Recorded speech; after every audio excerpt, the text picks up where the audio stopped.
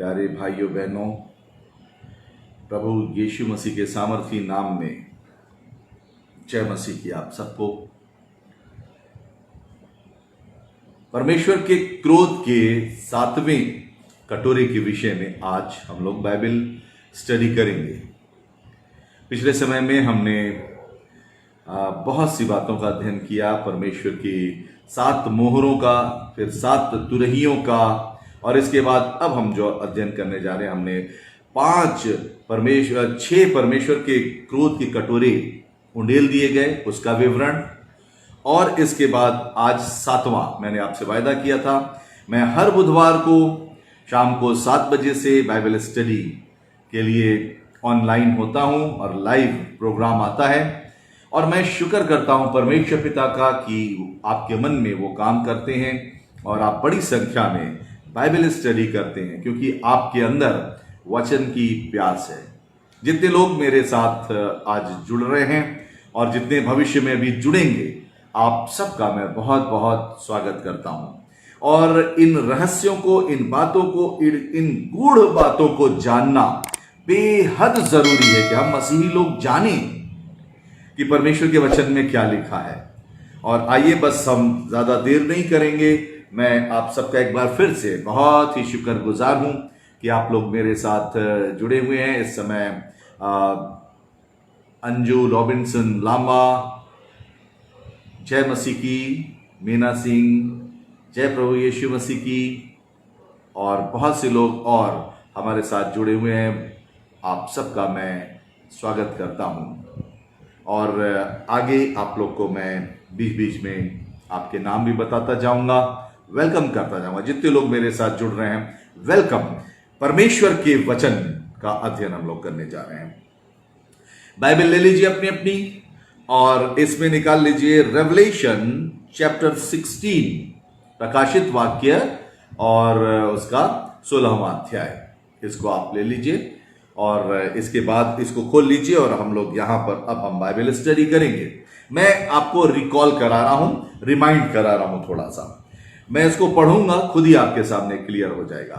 मैं फिर से 16वां अध्याय फिर से मैं पढ़ रहा हूं ना। स्नेहलता जोएल, ब्रोती विश्वास, अंजू रॉबिन्सन लांबा, मिसेस मीना सिंह, विजय कुमार द्विवेदी और बहुत से और लोग हमारे साथ जुड़ते जा रहे हैं जिनके नाम सामने हैं। मैंने उनको बोला वेलकम ऑल ऑफ यू। आइए छोटी सी दुआ करें, इसके बाद बाइबल स्टडी। हमारे महान और पवित्र परमेश्वर पिता, धन्यवाद करते हैं कि आपने मौका दिया कि हम आपके पवित्र वचन की स्टडी कर सकें। परमेश्वर, हमारे साथ जुड़े हुए लोगों के लिए जो आपकी प्रतीक्षा करते रहते हैं, परमेश्वर की वचन को वो सीखेंगे, वचन सीखने की चाहत है। परमेश्वर, हम आपका धन्यवाद करते हैं। दुआ मांगते हैं परमेश्वर, पवित्र आत्मा के द्वारा हमारी समझ को खोलिए कि हम आपके वचन को सीखें, समझें, और परमेश्वर आपका वचन हमारे हृदय में बस जाए। परमेश्वर पिता, हम कभी कमजोर ना पड़ें, विश्वासी हों परमेश्वर, और आपकी अच्छी गवाही देते रहें। परमेश्वर, इस पूरे प्रोग्राम पर आपकी आशीष चाहते हैं। पिता परमेश्वर, हमारी विनती को सुनिए, प्रभु यीशु मसीह के नाम में मांगते हैं, आमीन। संध्या सिंह भी जुड़ी हुई हैं, परमेश्वर आपको बहुत आशीष दे। और आइए वचन को, प्रकाशित वाक्य 16वां अध्याय। सारे की सारे क्रोध के कटोरे, ये आखिरी विपत्तियां हैं और बहुत जबरदस्त विपत्ति। परमेश्वर के क्रोध के कटोरे, मैंने इसका रहस्य आपको बता दिया। परमेश्वर जब क्रोध करेंगे और क्रोध के कटोरे पृथ्वी के ऊपर उंडेले जाने हैं, तो आप समझ लीजिए वायल्स ऑफ गॉड्स रॉथ। तो जब इस पृथ्वी पर मनुष्यों के ऊपर उंडेले जाने हैं, परमेश्वर दंड देने की प्रक्रिया में होगा। क्यों? क्योंकि मनुष्यों ने परमेश्वर का कहना नहीं माना, अपने जीवन में पश्चाताप नहीं किया, परमेश्वर के वचन को नहीं ध्यान से सुना और अपना जीवन उसके अनुसार नहीं चलाया।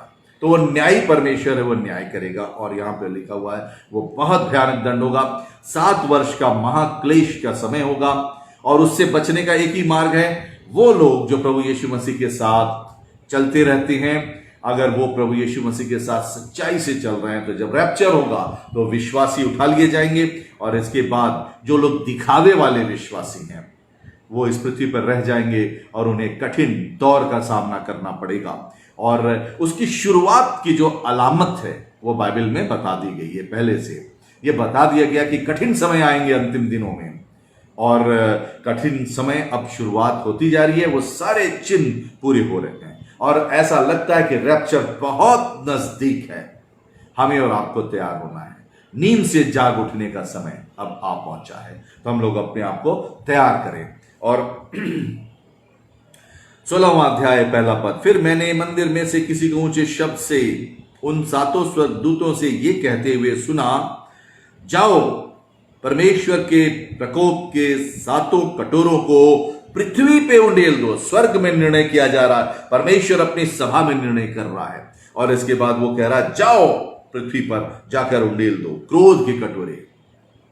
और मैंने आपको एक बहुत खतरनाक चीज बताई थी, वो ये, जिस वक्त परमेश्वर क्रोध करेगा उस वक्त दुआ नहीं सुनेगा, क्योंकि या तो वो क्षमा करे, माफ करे, और या तो फिर क्रोध करे और दंड दे। दो ही काम एक साथ, अलग अलग हैं दोनों चीजें।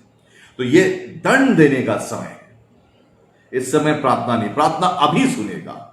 अभी हम अपने जीवन को परिवर्तित कर लें, अभी हम अपने जीवन को परमेश्वर को दे लें। ये टाइम मिला है कि हम उसकी आराधना स्तुति कर लें, अपना जीवन उसके अधीन कर लें। ये टाइम जो है, और इसका उपयोग आप लोग कितनी भली भांति कर रहे हैं, मेरे साथ जुड़े हुए लोग और बाद में जो जुड़ेंगे, है ना। मैं आप सबके लिए परमेश्वर का धन्यवाद करता हूं कि वो वचन की प्यास आपके अंदर है, और परमेश्वर का आत्मा मुझे और आपको तैयार करेगा कि हम अपने आप को परमेश्वर के योग्य बनाएं। अब देखिए, पृथ्वी पर उंडेल दो, वर्स 2। रिकॉल कर रहा हूं आपको जो मैं बता चुका हूं। अतः पहले स्वर्गदूत ने अपना कटोरा पृथ्वी पर उंडेल दिया, और उन मनुष्यों के जिनके ऊपर पशु की छाप थी और जो उसकी मूर्ति की पूजा करते थे, एक प्रकार का बुरा और दुखदाई फोड़ा निकलेगा, और ये सब होगा। लैंग्वेज ऐसी लगी है जैसे कि वो, क्योंकि जब उसको दर्शन दिया जा रहा है यूहन्ना को स्वर्ग में, तो वो सब कुछ होते हुए देख रहा है, इसलिए वो कह रहा है ऐसा हुआ। लेकिन इसकी लैंग्वेज है ऐसा होगा। होना तो चाहिए था ये, लेकिन क्योंकि वो देख चुका है पहले से इस घटना को, परमेश्वर ने उनको दिखाया और तब लिखवा दिया कि लिख दो बाइबल में कि लोग इसको पढ़ें और जाने, इसलिए इसकी लैंग्वेज ऐसी है। और एक प्रकार का बुरा और दुखदाई फोड़ा निकला। ये पहली विपत्ति थी, आप जानते हैं। एक विपत्ति, जब ये क्रोध का कटोरा उंडेला जाएगा तो ऐसी विपत्ति आएगी कि मनुष्यों के शरीर में छाले ही छाले निकलेंगे। मैंने उसका पूरा वृत्तांत आपको बताया।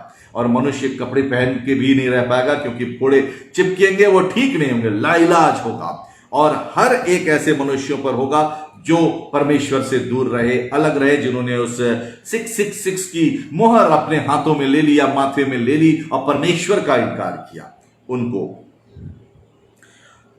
तीसरा पद, दूसरे स्वर्गदूत ने अपना कटोरा समुद्र पर उंडेल दिया, और वो मरे हुए मनुष्यों के लहू जैसा बन गया, और समुद्र में का हर एक जीवधारी मर गया। एक टाइम आएगा लाइफ समुद्र के अंदर भी नहीं बचेगी, और जो लोग समुद्र के भोजन के ऊपर निर्भर करते हैं, भूखमरी छाएगी और बहुत भयंकर टाइम वो होगा। और लिखा सब नाश हो जाएगा समुद्र के अंदर, और लिखा समुद्र पर परमेश्वर क्रोध उंडेल देगा अपना, और उससे मनुष्य दंडित होंगे। और इसके बाद लिखा एक और कि वो समुद्र का पानी भी लहू जैसा बन जाएगा, उपयोग नहीं कर पाएंगे, और ये बहुत कठिन। और इसके बाद चौथा वचन, तीसरे स्वर्गदूत ने अपना कटोरा नदियों और पानी के सोतों पर उंडेल दिया, और वे लहू बन गया। तब मैंने पानी के स्वर्गदूत को यह कहते सुना, हे पवित्र जो है जो था, तू न्यायी है और तूने ये न्याय किया, क्योंकि उन्होंने पवित्र लोगों और भविष्यद्वक्ताओं का लहू बहाया था, और तूने उन्हें लहू पिलाया। न्यायी परमेश्वर है, दंड देगा, और वो लहू पिलाने के लिए बात यह कही जा रही, परमेश्वर ऐसा कर देगा। जो लोग दोषी हैं उनको परमेश्वर दंड देगा। इसलिए परमेश्वर के पवित्र लोगों को सताने वाले, उनके विरोध में बोलने वाले, परमेश्वर का वचन प्रचार करने वाले, क्योंकि वो तो बचाने वाला शुभ संदेश सुना रहे हैं ना, वो जा रहे हैं कि इस वचन को मान लो, अपने जीवन को बचा लो, तुम्हारी आत्मा बचा ली जाए, तुम्हारे लिए दुआ कर रहे हैं, भूखे प्यासे रह रहे हैं, पैदल चल रहे हैं, और विरोध सह रहे हैं, अपमान सह रहे हैं। बहुत से लोग अपमान कर रहे हैं, विरोध कर रहे हैं। परमेश्वर कह रहा है जब नहीं सुनेंगे तो उनको ये खून वाला पानी पीना पड़ेगा, और बहुत बुरी दशा होगी। और देखिए लिखा हुआ है ये तीसरी विपत्ति होगी, तीसरा कटोरा उंडेला जाएगा। और लिखा है कि परमेश्वर उनको बहुत, और वेदी में से आवाज आई कि ये शब्द सुना, हाँ हे सर्वशक्तिमान प्रभु परमेश्वर, तेरे निर्णय ठीक और सच्चे हैं। 8वां पद, चौथे स्वर्गदूत ने अपना कटोरा सूर्य पर उंडेल दिया और उसे मनुष्य को आग से झुलसा देने का अधिकार दिया गया।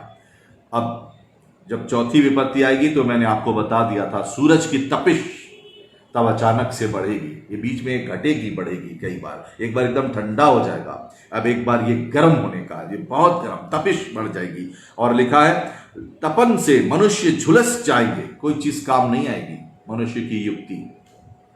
और ये हम लोग देख चुके हैं, मनुष्य की युक्तियां विफल हो जाती हैं।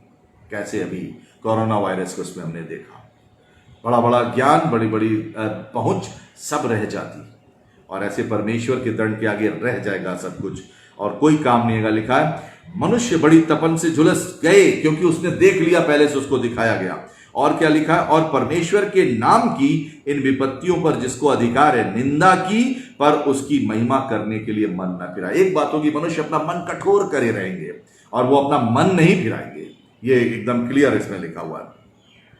इतना दंड पाने के बाद तो मनुष्य मन फिरा ले, लेकिन ये मन नहीं फिराएंगे। उस समय भी तर्क देंगे, तरह तरह का, बहुत सी बातों के लिए तर्क देता है मनुष्य, वो तर्क देंगे। तो इस बात का ध्यान रखिएगा कि तर्क से काम नहीं चलेगा, बस सबमिशन से, परमेश्वर हम तेरे चरणों में आ रहे हैं, अपना समर्पण कर रहे हैं तुझको। और कहना मानने से बचाव है, समर्पण से। और इसके बाद 5वां कटोरा देखिए, 10वां पद, और स्वर्गदूत ने, 5वें स्वर्गदूत ने अपना कटोरा उस पशु के सिंहासन पर उंडेल दिया और उसके राज्य पर अंधेरा छा गया। लोग पीड़ा के मारे अपनी अपनी जीभ चबाने लगे और अपनी पीड़ाओं और फोड़ों के कारण जितनी विपत्तियां थी वो बनी रहेंगी, वो खत्म नहीं होंगी, 1 से लेकर 5 तक की। और उन विपत्तियों के कारण, फोड़ों के कारण स्वर्ग के परमेश्वर की निंदा की और अपने कामों से मन ना फिराए। लोग मन तब भी नहीं फिराएंगे प्रभु यीशु मसीह के पीछे, तब भी नहीं चलेंगे। बाइबल में पहले से बता दिया, लोग मन कड़ा कर लेंगे, अपना तकलीफ झेलेंगे, तर्क देंगे तरह तरह का, लेकिन स्वीकार नहीं करेंगे।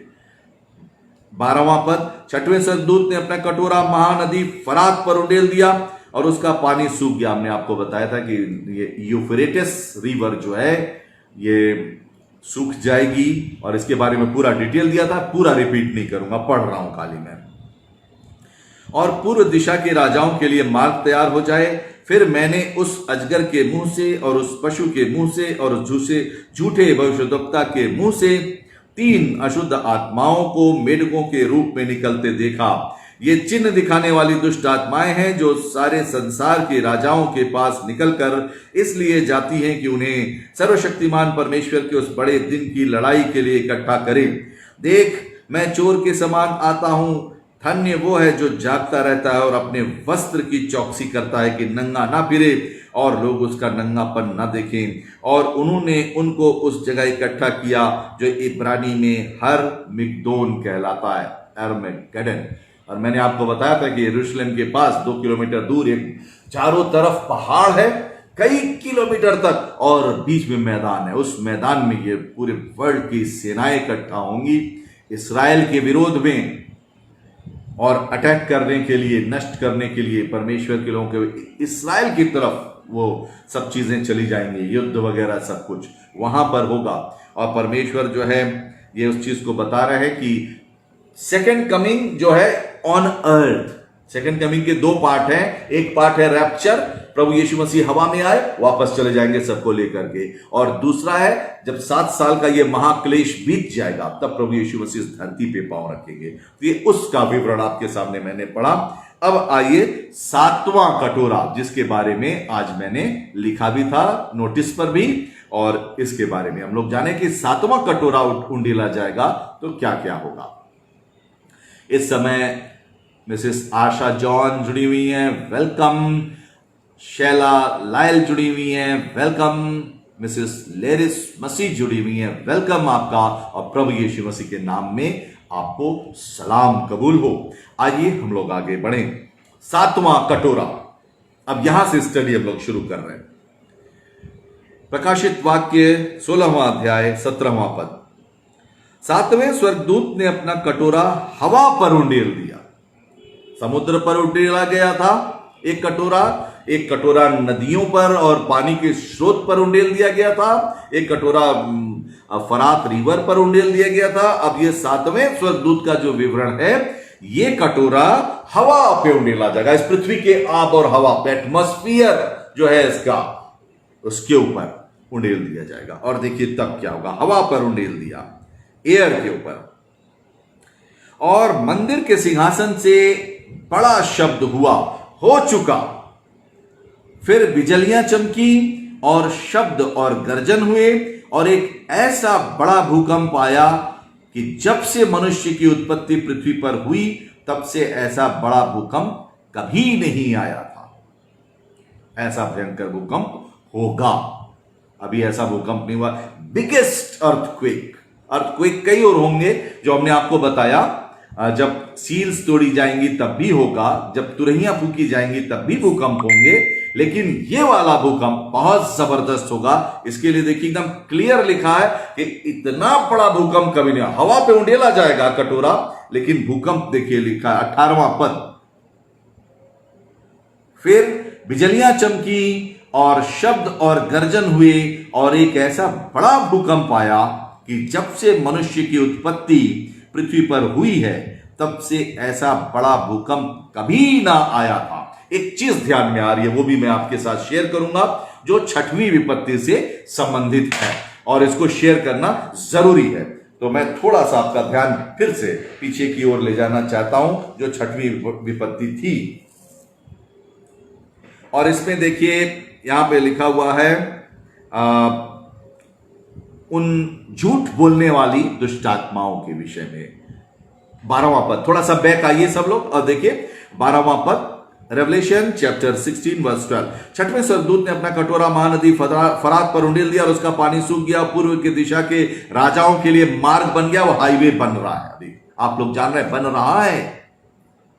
और ये यूफ्रेटस रिवर जो है ये परमेश्वर के उस क्रोध के कारण सूख जाएगी, और ताकि पूरब के देश के राजाओं का आगमन हो सके। और वो मार्ग बनाया जा रहा है, चाइना उसमें अगुवाई कर रहा। मैंने सब उसको आपको डिटेल बताई थी पूरी। और पूरब के राजा कौन है? रूस, चाइना, ये सब कंट्रीज उधर से आएंगे। इसका डिटेल मैंने बताया था। आगे इसमें कुछ और तथ्य बताना। फिर मैंने उस अजगर के मुंह से, अजगर यानी ड्रैगन, ये 3 तरह के झूठ बोलने वाले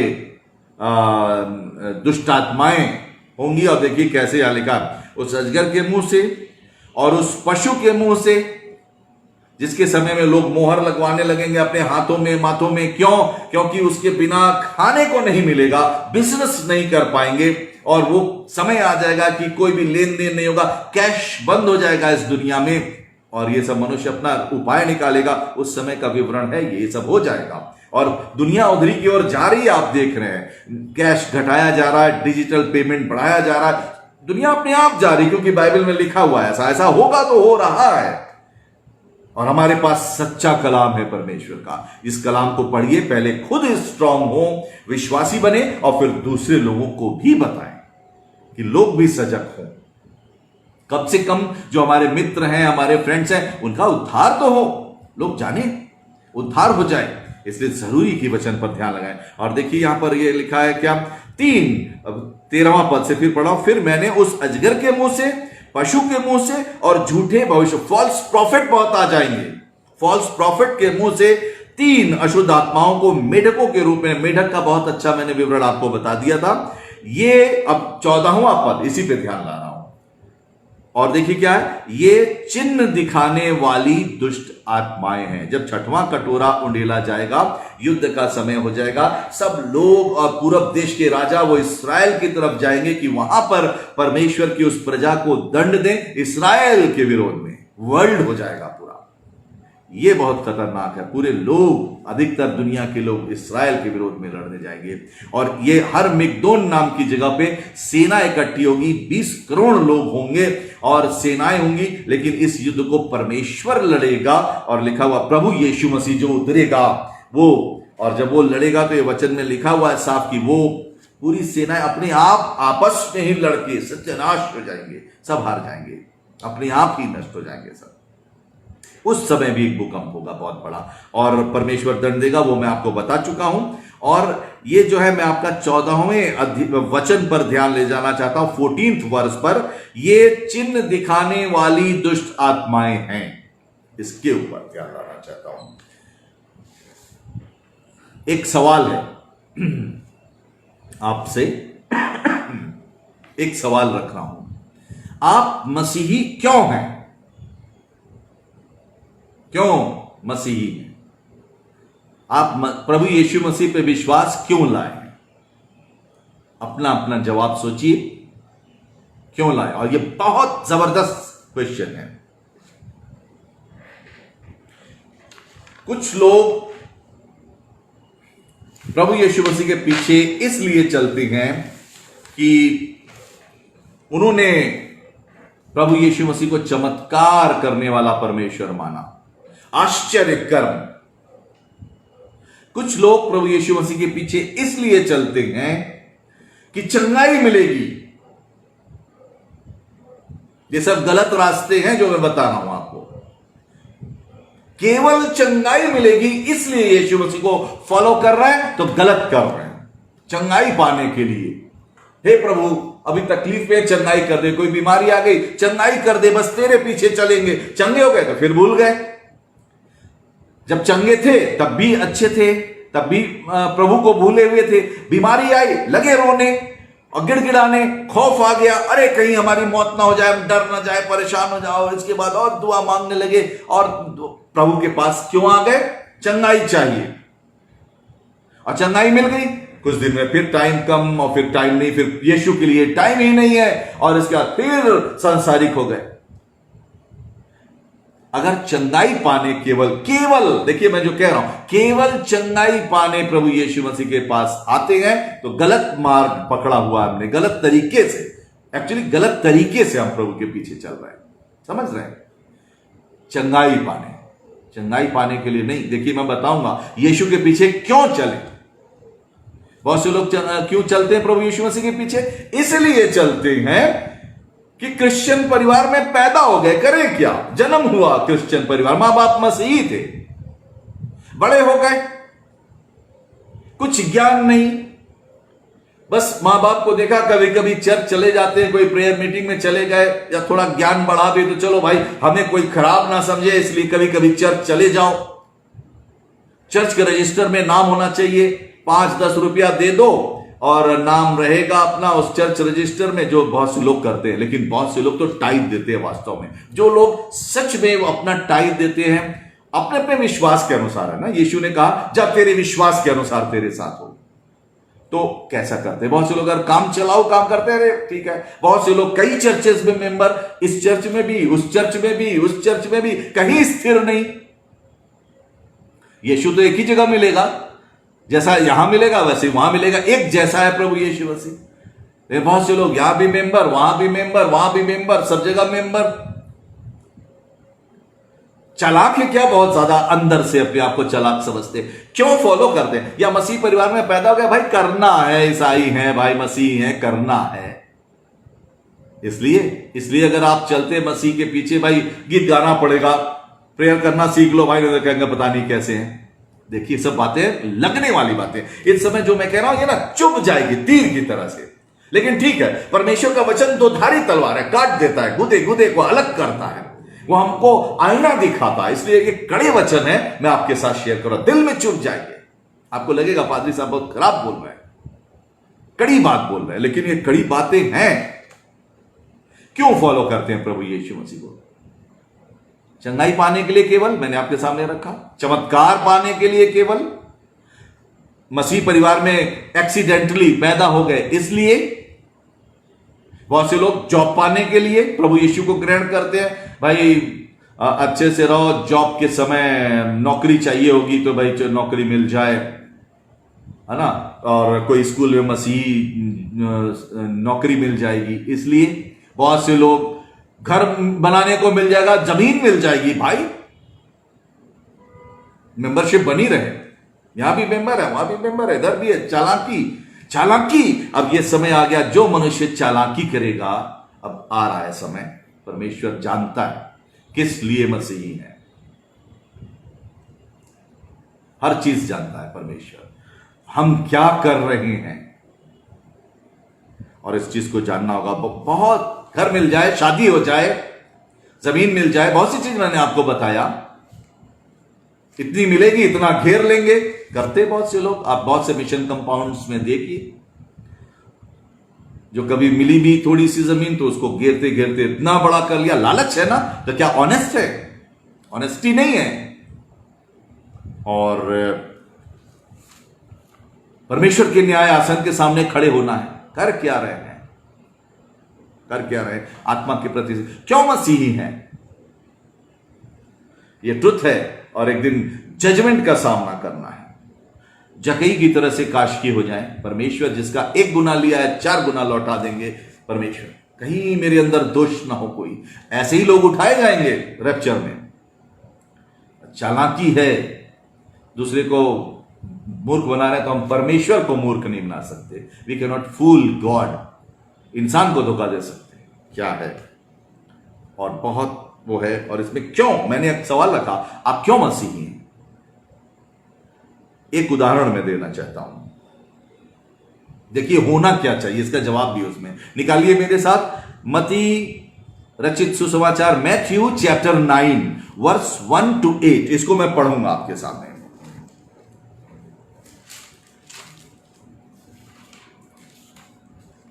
मैथ्यू चैप्टर 9 वर्स 1 से आगे।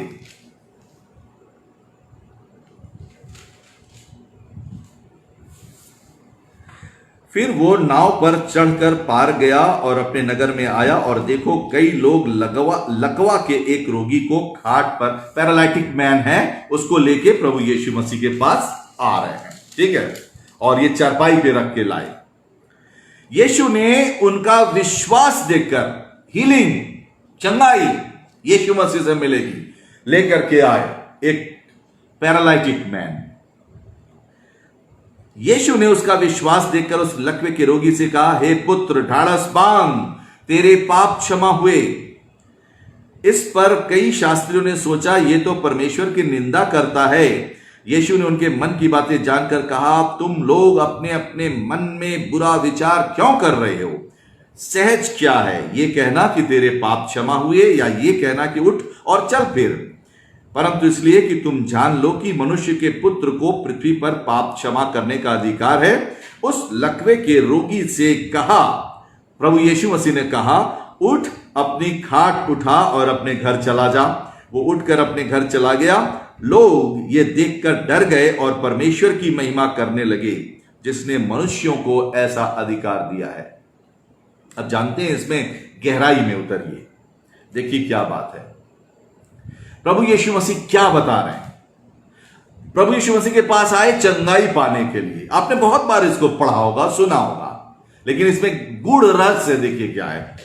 प्रभु यीशु मसीह ये बीमार है, लकवा मारा हुआ, पैरालाइटिक है, इसको चंगा कर दीजिए। लेकर के आए तो प्रभु यीशु मसीह क्या कह रहे हैं? उठ चल। तुरंत नहीं बोला, देखिए क्या कह रहे हैं, हे पुत्र, ढाढ़स बांध, तेरे पाप क्षमा हुए। प्रभु यीशु से क्या मिलेगा? क्या बड़ी चीज है? बड़ी चीज क्या है? चंगाई पाना या पाप क्षमा पाना? बड़ा क्या है दोनों में? और प्रभु यीशु मसीह कह रहे हैं, हे पुत्र, तेरे पाप क्षमा हुए। जितने लोग थे आसपास जो चंगाई लेने आए थे, कहा, अरे ये कैसे पाप क्षमा करेगा? पाप क्षमा तो परमेश्वर करता है। वो ये नहीं जान रहे कि परमेश्वर ही मनुष्य बनकर इस पृथ्वी पर आया हुआ है और उसी को अधिकार है पाप क्षमा करने का। प्रभु यीशु मसीह के पास पाप क्षमा करने का अधिकार है।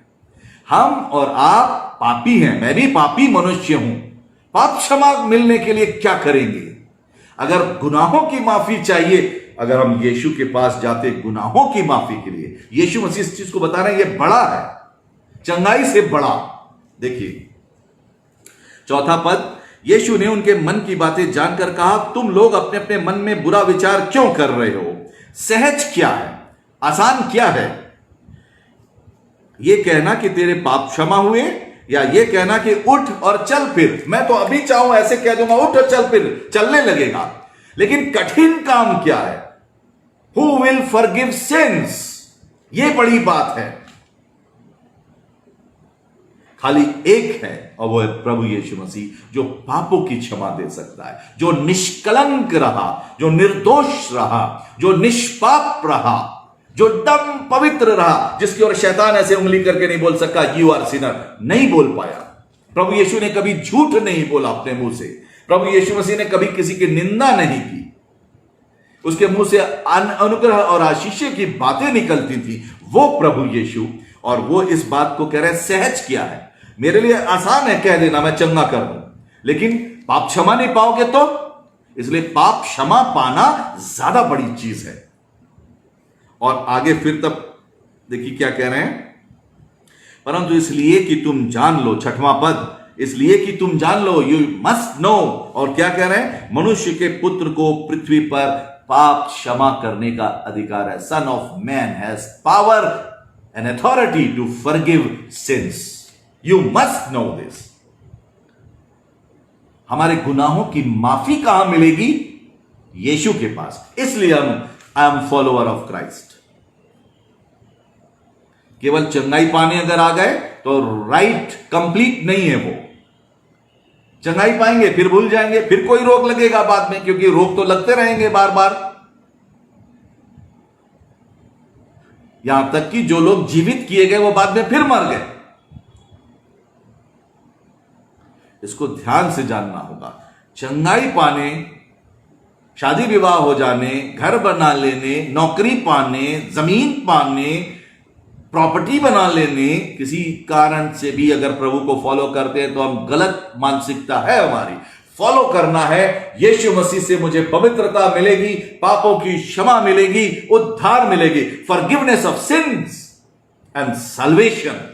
ये है सही चीज। अगर ये पाने आप प्रभु के पास आते हैं, और उसके बाद तो बाकी चीजें, चंगाई वो चाहेगा तो दे देगा और चाहेगा तो नहीं देगा। क्यों? सारे मसीह चंगे नहीं है। बहुत से विश्वासी हैं, कई बार दुआ करते नहीं चंगे होते। ब्लड प्रेशर है चंगा कर रहे हैं, उसी के साथ देते हैं, दवाई खाते रहते हैं, जी रहे हैं। शुगर है खाते रहते हैं दवाई और जी रहे हैं, परमेश्वर की भी स्तुति करते रहते हैं। परमेश्वर चाहे तो चंगा कर देगा और चाहे तो ना करे। लेकिन परमेश्वर ने एक चीज कह दी, मेरा अनुग्रह ही तेरे लिए बहुत है। माई grace is sufficient for you. उसकी ग्रेस में रहे। जैसे भी है प्रभु, तकलीफ है, दर्द है, कोई बात नहीं, फिर भी हम तेरे साथ चल रहे हैं। ऐसा विश्वास की गवाही देनी है। परमेश्वर ये चाहते हैं। और कोई और उद्देश्य से चलते तो ठीक नहीं कर रहे हैं, क्योंकि चंगाई पाने आए हैं, चंगाई पा गए, चले गए, तो एक वैद्य की तरह से या एक जादूगर की तरह से यीशु का यूज नहीं करना अपने स्वार्थों के लिए। मुझे पाप क्षमा और उद्धार यीशु से मिलेगी, मार्ग वही है। इस वंशा से उसके पीछे चलना है, वो सही मार्ग है। और क्योंकि चंगाई शैतान भी दे सकता है, ऐसा नहीं। बहुत से दुष्टात्मा ग्रस्त लोगों को ये बहुत से ये तांत्रिक और क्या दूसरे वो सब भी निकाल लेते हैं, ऐसा नहीं। प्रेयर से भी ठीक होते हैं और वैसे भी ठीक होते हैं। और अभी जो आपके सामने पढ़ा, अब आइए रेवलेशन पे देखिए, वो जो दुष्टात्माएं हैं 3 निकलेंगी मेढकों के रूप में। क्या है? वे आश्चर्य क्रम दिखाएंगे। अब ऐसा समय आ रहा है कि और भी आश्चर्य क्रम दूसरी जगहों से देखेंगे। दूसरे लोग आश्चर्य क्रम कर रहे हैं, रैकी हीलिंग और क्या क्या हीलिंग, बहुत तरह की हीलिंग। अगर हीलिंग के लिए तो आप भटक जाएंगे। जीसस के पास आए, नहीं मिला तो कहीं और चले जाओ। क्यों? आपका उद्देश्य गलत है। पाप क्षमा और उद्धार पाने नहीं आए हैं, किसी और कारण से आए हैं। देखिए फिर आते हैं वही प्रकाशित वाक्य पे। ये बात बतानी बहुत जरूरी थी। और मैं 16वां अध्याय, और देखिए क्या है यहां पे लिखा है, 14वां पद, 14, रेवलेशन चैप्टर 16 वर्स 14। ये चिन्ह दिखाने वाली दुष्ट आत्माएं हैं। दुष्ट आत्माएं भी चिन्ह दिखाएंगी। बाइबल में लिखा है वो तुम्हारे सामने आसमान से आग बरसा देंगे, वो मूर्तियों में जान डाल देंगे और चलने फिरने लगेंगे तुम्हारे सामने। तो यीशु को छोड़ के क्या उनके पीछे फॉलो करने लगोगे? आश्चर्य क्रम और भी जगहों से होने लगेगा। आश्चर्य क्रम करने के लिए, चंगाई पाने के लिए यीशु के पीछे ना चलें। पाप क्षमा उद्धार पाने के लिए प्रभु यीशु मसीह के पीछे चलें। दुष्ट आत्माएं भी करेंगे ये सब काम। अभी ये जब महाक्लेश होगा तो कौन से मसीही है? अगर हम गलत हैं तो माफी मांग लेने का भी तो माफी हो जाएगी हर बात की। प्रभु हम तो गलत थे, अब हमें क्षमा कर यीशुआ, माफ कर। यीशु माफ करेगा, सही तरीके से तुझे फॉलो करेंगे, पाप क्षमा तुझसे मिलती है। मसीह परिवार में जन्मे हैं, अगर हमने सही तरीके, खाली बाय बर्थ एक्सीडेंटल हम मसीही है ऐसा नहीं, एक्सेप्ट करना। इसीलिए अगर जिस दिन एक्सेप्ट करें उस दिन बपतिस्मा लेना। परमेश्वर आज हम जान गए रूह का बपतिस्मा होना है, मेरी रूह का बपतिस्मा हो जाए, यीशु में डूबे। वे पवित्र आत्मा, ये मेरे बाद आने वाला वो पवित्र आत्मा और आग से बपतिस्मा देगा, वो पवित्र आत्मा का बपतिस्मा चाहिए। प्रभु यीशु मुझे रिन्यू कर दे। हम तो गलत तरीके से तुझे जानते थे, मसीह परिवार में बस इसीलिए मानते थे, नहीं प्रभु अब यीशुआ हम समझ गए तू ही उद्धार है, तू ही मार्ग है, पाप क्षमा तुझसे ही मिलेगी और अब हम तुझको फॉलो करते हैं। तो ये आत्मा का बपतिस्मा होगा हमारा, हमारी आत्मा शुद्ध हो जाएगी, धुल जाएगी, हम प्रभु यीशु मसीह के साथ नए तरीके से चलेंगे। दुष्ट आत्माएं भी आश्चर्य क्रम दिखाएंगी। रेफरेंस नोट कर लीजिए, प्रकाशित वाक्य 16वां अध्याय 14वां पद। इन दिनों में क्लेश के समय में भी किस उद्देश्य से मसीही हैं, इसलिए सजग रहे। पाप क्षमा तो कोई नहीं करेगा, वो यीशु ही करेंगे। उद्धार तो कोई नहीं देगा, प्रभु यीशु मसीह ही देंगे। पुनरुत्थान रिजरेक्शन तो कोई नहीं देगा, मरने के बाद का जीवन यीशु देगा, क्योंकि वही जी उठा मर करके, उसी ने मौत को हराया, उसी ने शैतान के सर को कुचला। शैतान को हराने वाला, उसके सर को कुचलने वाला यीशु।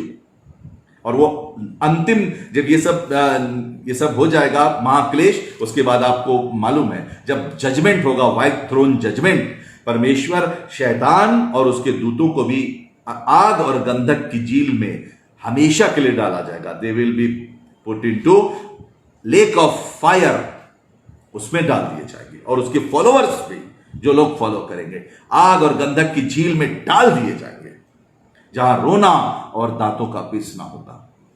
हमको बचना है, प्रभु यीशु मसीह को फॉलो करना है। इस तरह से हम और आप मसीह हैं, इस तरीके से फॉलो करना, सही तरीके से, सही उद्देश्य, सही अंडरस्टैंडिंग। और अगर किसी बीमारी में है तो ये मत सोचिए 100% चंगे ही हो जाएंगे। ये हमको आपको ट्रुथ, ये बाइबल स्टडी करा रहा हूं, ट्रू बाइबल स्टडी। जीवन भर प्रेयर करते रह जाते हैं, बहुत से लोग नहीं चंगे हो पाते हैं। सेंट पॉल ने 3 बार प्रेयर की, मेरे पीठ में कांटा चुभा हुआ है, परमेश्वर तू मुझे निकाल दे, चंगा कर दे। परमेश्वर ने कहा मेरा अनुग्रह ही तेरे लिए बहुत है, उसी कष्ट में रह और मेरे साथ रह, बाय ग्रेस, मेरी ग्रेस में चल। दुख में है फिर भी मेरे साथ साथ चल। क्या ऐसी गवाही हम और आप दे सकते हैं? दुख बीमारी में भी तेरे साथ बने रहेंगे।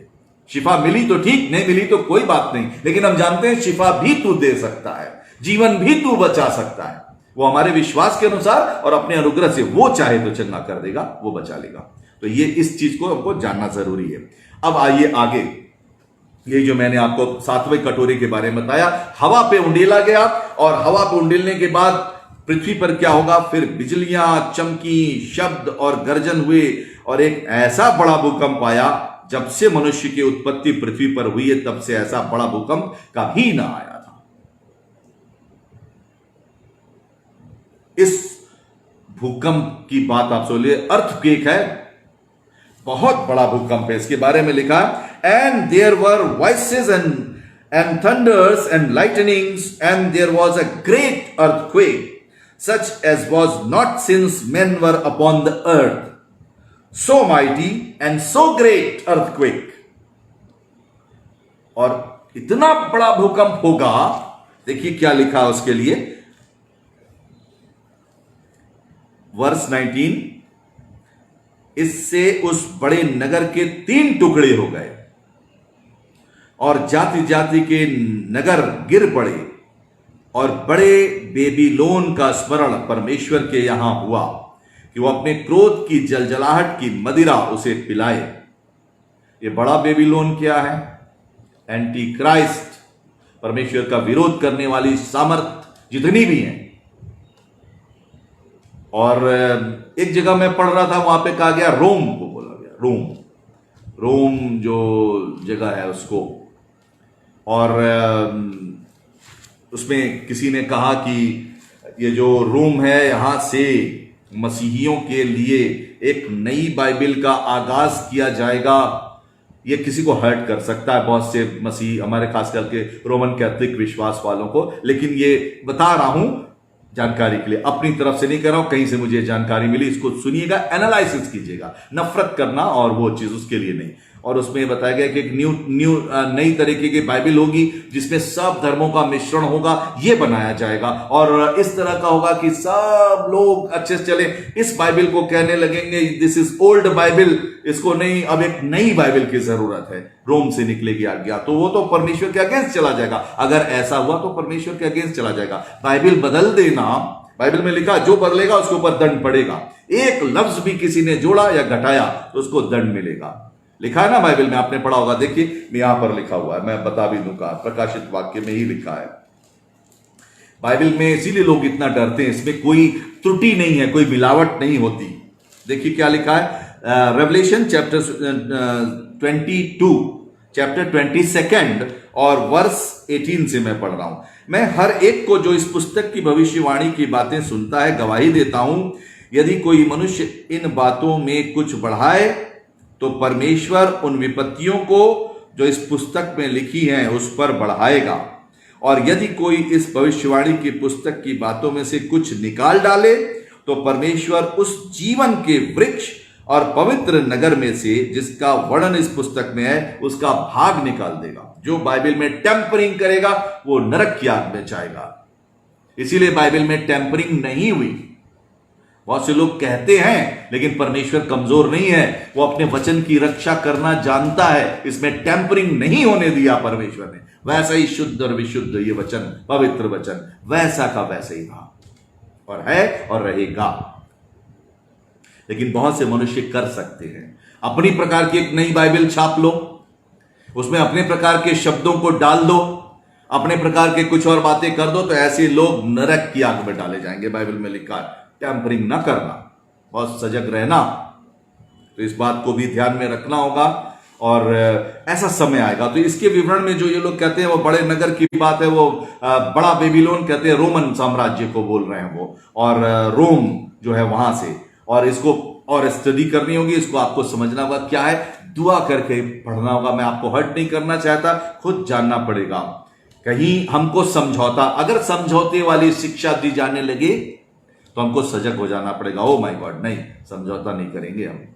इस बात को ध्यान में रखना, समझौता नहीं करेंगे विश्वास से, अपने उद्धार से, उस अनंत जीवन से, एवरलास्टिंग लाइफ से समझौता नहीं करेंगे। नई बाइबल निकाल देंगे, छाप देंगे और नए तरह का वो करेंगे और एकदम उसमें मिक्स कर देंगे दूसरी बातें भी। बाइबल पुरानी होगी, नई बातें होना चाहिए, नए जमाने के लिहाज से होना चाहिए, ऐसी होना चाहिए, वैसी होना चाहिए। इसमें ऐसा चेंज तब बहुत गड़बड़ हो जाएगा। सजग रहना है, अंत का युग है, बहुत सजग रहिए। हम अपने रोमन कैथोलिक भाई बहनों को भी हर्ट नहीं करना चाहते, सजग रहना है। अगर बाइबल में टेम्परिंग कोई करने लगे, बदलाव करने लगे, नयापन ला लेंगे, नहीं ऐसा है वैसा है, हमको दर्शन मिला है, जो दर्शन मिलना था वो मिल गया और लिख दिया गया और इसको बंद कर दिया गया। अब इसमें चेंज नहीं, बाइबल में कह दिया गया, एक वर्ड ना तो कोई जोड़े ना घटाए। इस पर हमको बने रहना होगा सबको, क्योंकि न्याय आसन के सामने सबको जाना है परमेश्वर के, और वो खौफ रखना होगा। तो यहां पे लिखा है इससे उस बड़े नगर के 3 टुकड़े हो गए और जाति जाति के नगर गिर पड़े और बड़े बेबीलोन का स्मरण, परमेश्वर का बड़ा बेबीलोन, यही एंटी क्राइस्ट पावर जो है, परमेश्वर उसको याद कर रहा है, स्मरण हुआ और अपने क्रोध की जलजलाहट की मदिरा ताकि वो उसको पिलाएगा। जितने लोग गॉस्पल के विरोध में काम किया, गॉस्पल को बिगाड़ने का काम किया, बदनाम करने का काम किया, उन सबको परमेश्वर दंड देगा। वो बड़े बेबीलोन के दायरे में आते हैं, दंड देगा परमेश्वर। उन्होंने विरोध किया है, परमेश्वर किसी भी विरोध करने वाले को छोड़ेगा नहीं, दंड देगा। हमें और आपको कहा माफ कर दो, जवाब न देना, लेकिन हम उसमें बने रहते हैं। लोग, बहुत से लोगों को वो चुप रहते हैं, लोग मार देते हैं, लोग चुप रहते हैं, लोग अपमान करते हैं, घायल कर देते हैं। परमेश्वर बदला लेगा ये महाक्लेश के समय में, और ऐसा भयंकर बदला लेगा, इतने बड़े बड़े पूरे शरीर में छाले निकलेंगे, नंगे होकर रहना पड़ेगा। मैंने बताया बहुत दर्दनाक है, जितनी विवरण है उसको सुन लीजिएगा। अगर कोई इंसान ध्यान से सुन ले तो कभी विरोध नहीं करेगा परमेश्वर के वचन का। लेकिन बाइबल में लिखा है इतना दर्द सहने के बाद भी मन कड़ा रखेंगे, मन परिवर्तित नहीं करेंगे बहुत से लोग। और देखिए आगे फिर क्या लिखा है, 20वां पद, और हर एक टापू अपनी जगह से टल गया और पहाड़ों का पता न चला। ओ माय गॉड, कितना बड़ा भूकंप होगा। बाइबल में लिखा है इससे बड़ा भूकंप कभी हुआ नहीं जब से मनुष्य बने। पहाड़ और टापू, आज आप अपने घर के सामने कोई पहाड़ देख रहे हैं, कल वो हट जाएगा वहां से, उस दिन हट जाएगा, गायब हो जाए वहां से।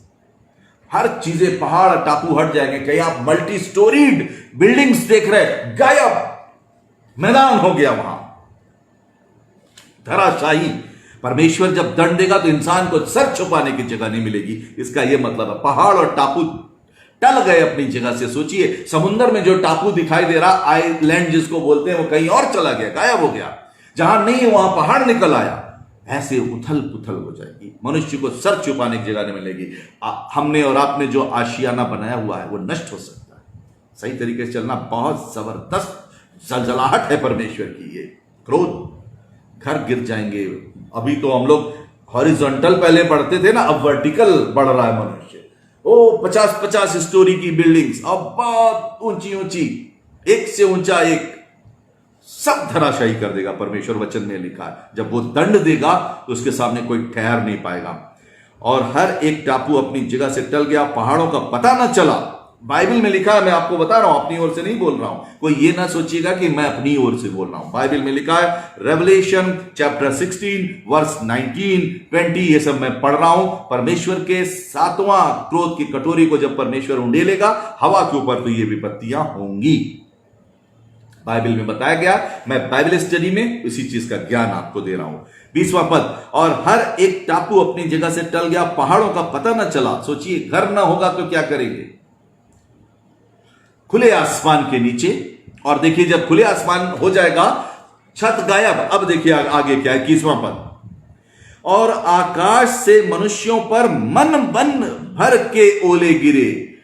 एक मन मतलब 40 केजी, 40 केजी का एक ओला, जो हेल होता, जो गिरता आसमान से, ओला जो बरसता। अभी तो इतने बड़े बड़े हम लोग उठाते हैं, हाथ में लेके दिखाते हैं, देखो ओले। पानी बरसता तो उसके साथ गिरता, तो बटोर बटोर के बच्चे लाते दिखाते हैं। 40-40 किलो के ओले गिरेंगे तो क्या होगा? छत फट जाएगी, कुछ नहीं बचेगा। और घर तो यूं ही गिर गया सब था, क्योंकि सब कुछ नष्ट हो जाएगा।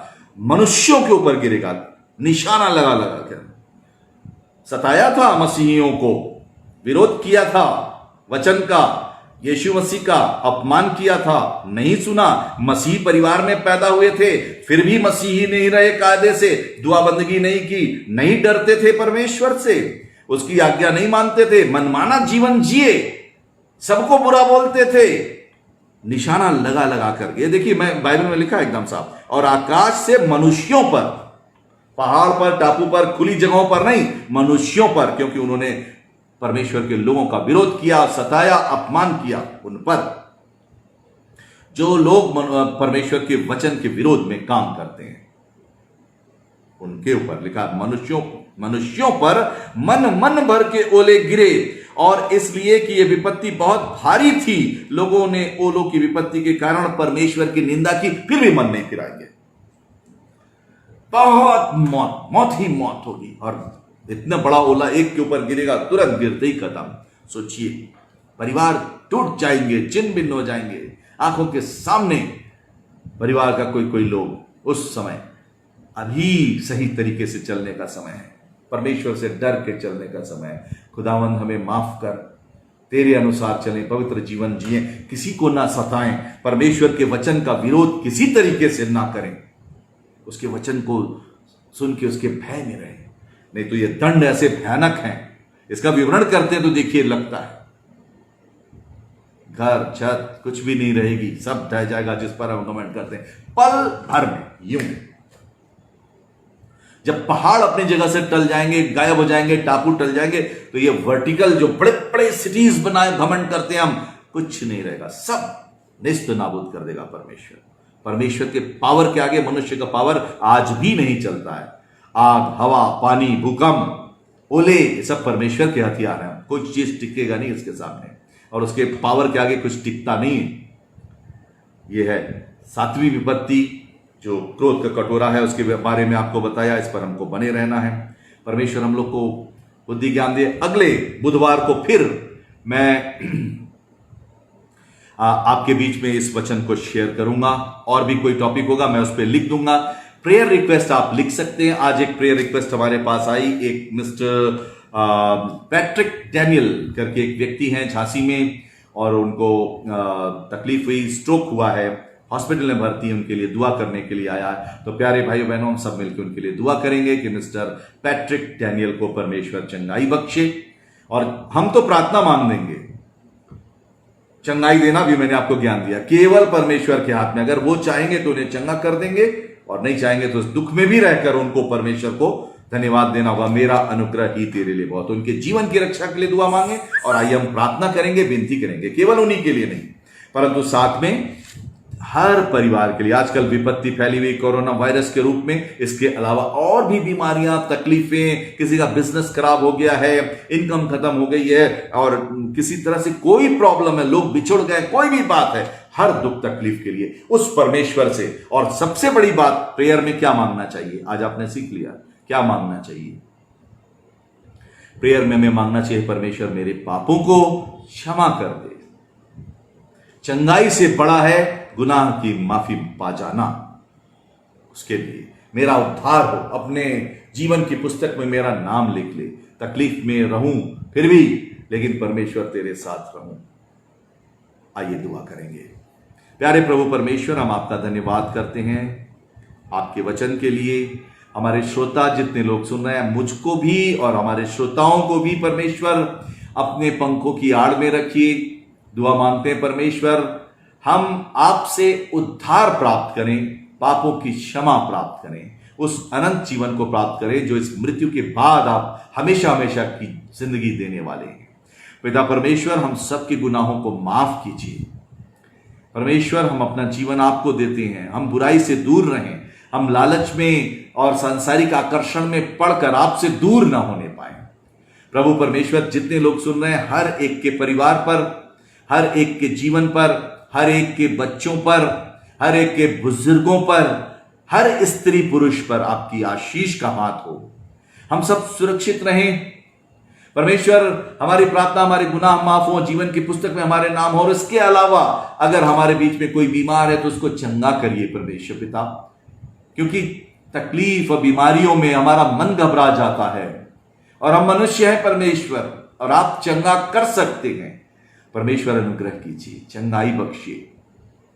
हम दुआ मांगते हैं मिस्टर पैट्रिक डैनियल के लिए, बीमार हैं परमेश्वर, उनको आप शिफा दीजिए खुदावंद, कि वो चंगाई प्राप्त करें। आपने एक पैरालाइटिक व्यक्ति को चंगा किया था परमेश्वर, लेकिन आपने पहली चीज बताई, तेरे गुनाह माफ कर देना। ये बड़ी चीज है। जा तेरे पाप क्षमा हुए। धन्यवाद देते हैं परमेश्वर आपके वचनों के लिए। हमारे पापों को क्षमा कर दे खुदावंद, क्योंकि हम जानते हैं हमारे पाप क्षमा हुए तो हम अनंत जीवन भी पाएंगे, और पाप क्षमा नहीं हुए तो हम कुछ नहीं कर पाएंगे। प्रभु, हे प्रभु यीशु मसीह, हमारी प्रार्थना है एक एक जन के ऊपर आपकी आशीष होने पाए, हर एक लोग स्वस्थ रहें, और ये महामारी जो एक बहुत बड़ी विपत्ति पूरे संसार के ऊपर है, ये जल्द से जल्द हटे। डॉक्टर्स, वैज्ञानिक इसका इलाज निकालने पाए, और परमेश्वर ये समस्या हट जाए इस संसार के ऊपर से। प्रभु, ये हम लोग नहीं कर सकते, हम आपसे विनती कर सकते हैं। सब कुछ आपके हाथ में। You are sovereign Lord, you can do this. परमेश्वर, आप कर सकते हैं खुदावंद। दुआ मांगते हैं परमेश्वर पिता, तमाम विश्वासियों के लिए उनके विश्वास को बना के रखिएगा। हमारी विनती सुनने के लिए हम धन्यवाद करते हैं। एक एक क्षण पर आपकी आशीष होने पाए। पिता, पुत्र, पवित्र आत्मा के नाम में मांगते हैं, आमीन, आमीन, आमीन। Hallelujah, hallelujah, praise the Lord. धन्यवाद यीशु, परमेश्वर का धन्यवाद हो। मैं आप लोग को एक बार फिर से धन्यवाद देता हूं, इतने लोग हमारे साथ जुड़े हुए हैं और वचन आप सुन रहे हैं। मैं अब आपका नाम जरूर से इस समय पढ़ने जा रहा हूं, और मैं धन्यवाद देता हूं इतने लोग हमारे साथ वचन सुनते हैं। इस समय नलिनी, डेविड, पैट्रिक हमारे साथ जुड़ी हुई हैं। परमेश्वर आपको बड़ी आशीष दे। लेरिस मसीह जुड़ी हुई हैं, और शैलेंद्र जुड़े हुए हैं। परमेश्वर आपको बहुत आशीष दे, और जय मसीह की, प्रेज द लॉर्ड, और परमेश्वर का नाम आपके जीवन में स्थान पाए। एंड्रू, अशोक, जसवंत जुड़े हैं। May God bless you. Asha Higgins, Snehlata Joel, Shalom Simon, आप लोग को बहुत धन्यवाद। परमेश्वर बहुत आशीष दे, सबको सुरक्षित रखे और उसकी आशीषें आपके घर में होने पाए। थैंक यू वेरी मच, आप हमारे साथ जुड़े हैं। प्रमोद सिंह जुड़े हुए हैं। प्रमोद सिंह, मे गॉड ब्लेस यू। और परमेश्वर के वचन में चलते रहें, वचन पढ़ते रहें, आगे बढ़ते रहें। प्रभु यीशु मसीह के नाम में मैं आपको सलाम बोलता हूँ और जय जय मसीह की कहता हूँ। मिस्टर विजय कुमार द्विवेदी जुड़े हैं, पास्टर द्विवेदी के बेटे। परमेश्वर आपको अपनी निकटता में, पहचान में आगे बढ़े। Shiba Nora Bakhsh, may God bless you and your family. Anju Robinson नामा, विजय कुमार द्विवेदी, परमेश्वर आप लोग को बहुत आशीष दे और आपके जीवन में वो उद्धार हो, पाप क्षमा जिसके लिए आज हमने बताया, उसमें हमें चलना है, हम मसीही लोगों को, और उसमें बने रहें ना। संध्या सिंह जुड़ी हुई हैं, मे गॉड ब्लेस यू, अपने काम को करते रहें। उत्तम पॉल जुड़े हुए हैं, मे गॉड ब्लेस यू। उत्तम सनी भी नाम है इनका, आपको बहुत आशीष दे। स्नेहलता, प्रोति विश्वास, प्रमोद सिंह और इस प्रकार से और जितने लोग जुड़े हैं, may God bless you all. बड़ी आशीष दे परमेश्वर पिता। जय मसीह की। हमारे साथ आप लोग भी बोले हालेलुया करिए और उसकी हमेशा महिमा करते रहिए, क्योंकि वो महिमा और स्तुति के योग्य परमेश्वर है। वचन से कभी मत डेविएट होइएगा। मैं आपके लिए फिर से धन्यवाद देता हूं, परमेश्वर को धन्यवाद देता हूं, उन्होंने वचन दिया कि हम उस वचन को सीखने पाए। आगे फिर जब अगले बुधवार को शाम को ठीक 7 बजे मैं शुरू करूंगा, मैं उससे पहले ही टॉपिक दे दूंगा और किस पर मैं आपके साथ बताऊंगा। यदि आप कोई स्पेशल टॉपिक चाहते हैं तो आप लिखिएगा, इसी में कमेंट में दीजिएगा, मैं इसको पढ़ता हूं बाद में, तो मैं उसमें से नोट कर लूंगा। कोई प्रेयर रिक्वेस्ट है आप दीजिए, वैसे मैं अलग से अब देना शुरू कर दिया हूं कि अगर कोई प्रेयर रिक्वेस्ट है तो आप दें। मैं घर में दुआ मांगता हूं, घुटने टेकूंगा, आप लोगों के लिए प्रार्थना करूंगा अपने महान परमेश्वर से, ठीक है। तो प्रेयर रिक्वेस्ट भी जरूर से दीजिएगा और सबके लिए मैं प्रार्थना दुआ करूंगा, क्योंकि मुझको ये लगता है कि प्रभु ने मुझे इसीलिए चुना है कि मैं आपके लिए प्रार्थना दुआ करूं। ये सेवकाई का काम परमेश्वर ने दिया है, मुझे पास्टर बनाया है, तो मैं इस तरह से आपके लिए प्रार्थना करता रहूंगा। परमेश्वर आप लोग को बहुत आशीष दे।